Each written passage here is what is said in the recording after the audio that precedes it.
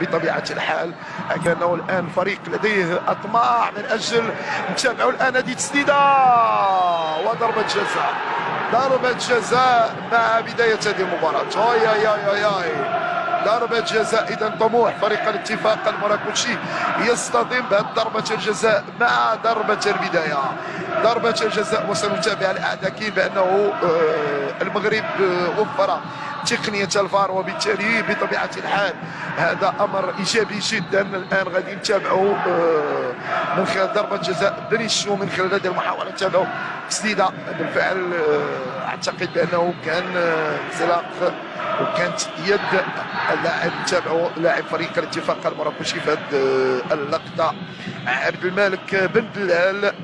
تابعوا اللي كانت محاوله واليد ديالو ارتطمت بالكره.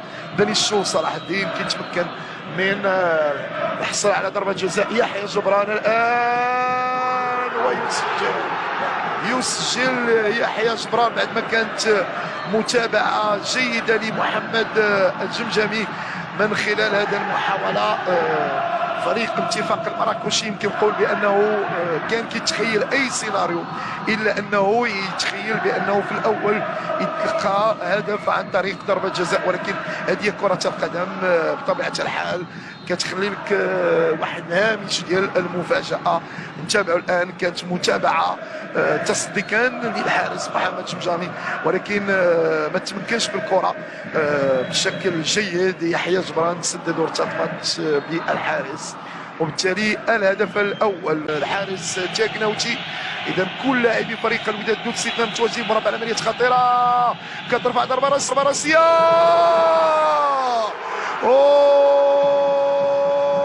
هدف تعادل، هدف تعادل لفريق الاتفاق المراكشي.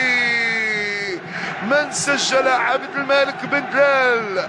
اي اي اي اي اي اي اي اي اي قلت بان مباراة ما غاديش تكون سهلة، مباراة لن تكون سهلة.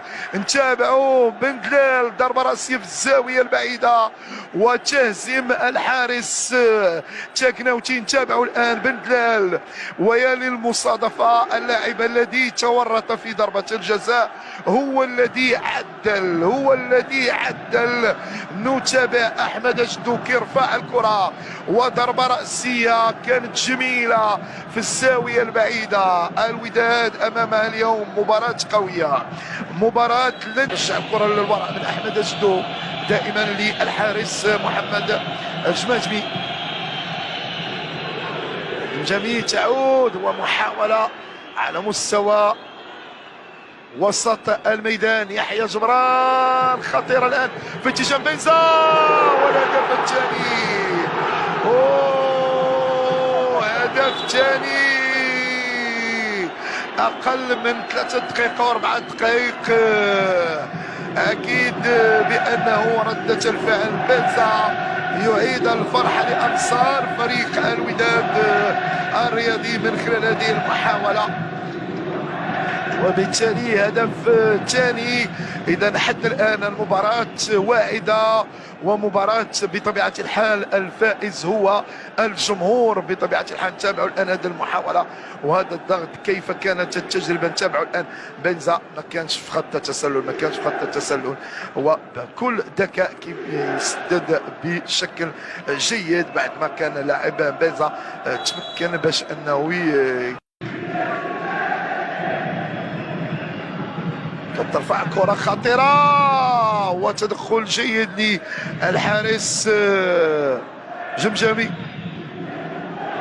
محاولة وهدف ثالث، هدف ثالث. العملود يسجل هدف ثالث لفريق الوداد الرياضي، هدف ثالث جاء بعد هذا الضغط القوي اللي مارسه فريق الوداد الرياضي من خلال هذه اللحظات. وبالتالي نتابعوا كانت تمريره ممتازه وكذلك ارتقاء مترجي كان وراء هذه التمريره المضبوطه. كما قلت بانه التجربه كتقول كلمتها بالنسبه للاعبي فريق الوداد الرياضي، وهذا هو الفرق تحول الان لهجمه مضاده ممتازه، ما كاينش هناك تسلل. بينيشو تسومو، هدف رابع يختمها تسومو. قلت بانه في حاله اخر اللحظات فريق الوداد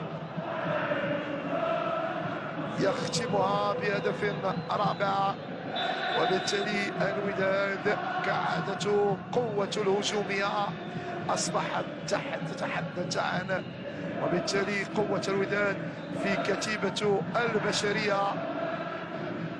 إذا نتابع بينيشو، نتيجة مهمة وقوية لفريق الوداد، لكن هذا لا يعني بأنه فريق الاتفاق خرج من الباب الضيق، بالعكس قدم اليوم مباراة قتالية أمام فريق الوداد. لكن كما قلت